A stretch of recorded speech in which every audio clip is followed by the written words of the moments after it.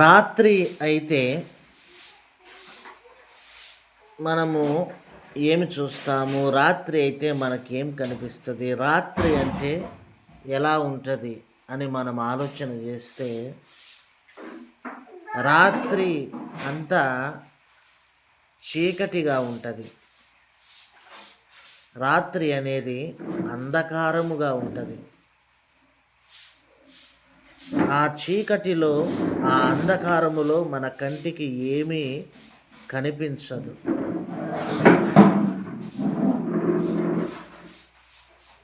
ఆదియందు ప్రారంభములో ఈ లోకమంతా కూడా అంధకారముగానే ఉన్నది, చీకటిగానే ఉన్నది. ప్రారంభములో మొదటగా ఈ లోకమంతా చీకటిమయముగా ఉన్నది. రాత్రివేళ మన తలుపులు, కిటికీలు అన్నీ బంద్ చేసి, మన ఇంట్లో ఉన్న లైటుని బంద్ చేస్తే మన ఇంట్లో ఏ విధముగా ఉంటుంది? అంతా చిమ్మ చీకటి, ఏమీ కనిపించదు, ఎవరు కనిపించరు. అదే విధముగా ఆదియందు చీకటి అగాధ జలము పైన కమ్మి ఉండెను అని దేవుని వాక్యము సెలవిస్తున్నది.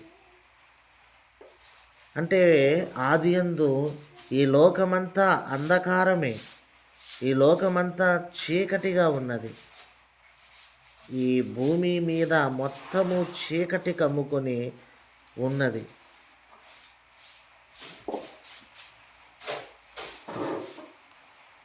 చీకటి అగాధ జలము పైన కమ్మి ఉండెను అని దేవుని వాక్యం తెలియజేస్తూ ఉన్నట్టుగా, ఆదియందు వెలుగు లేదు, అంతా చిమ్మ చీకటి, కటిక చీకటి, అంతా అంధకారమే, అంతా బ్లాక్, అంతా నలుపి, అంత చీకటి ఈ లోకమంతా.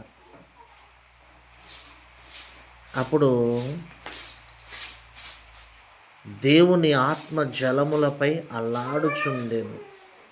దేవుని ఆత్మ అనగా పరిశుద్ధాత్మ దేవుడు నీళ్లపై, జలములపై అల్లాడుచున్నాడు. ఆదియందు ప్రారంభములో దేవుని ఆత్మ జలములపైన ఉన్నాడు, జలములపైన అల్లాడుచూ ఉన్నాడు. జలములపైన దేవుని ఆత్మ కదులుతూ ఉన్నాడు. జలములపైన దేవుని ఆత్మ సంచరిస్తూ ఉన్నాడు. జలములపైన దేవుని ఆత్మ తిరుగుచూ ఉన్నాడు. ఆదికాండము 1వ అధ్యాయము 2వ వచనం.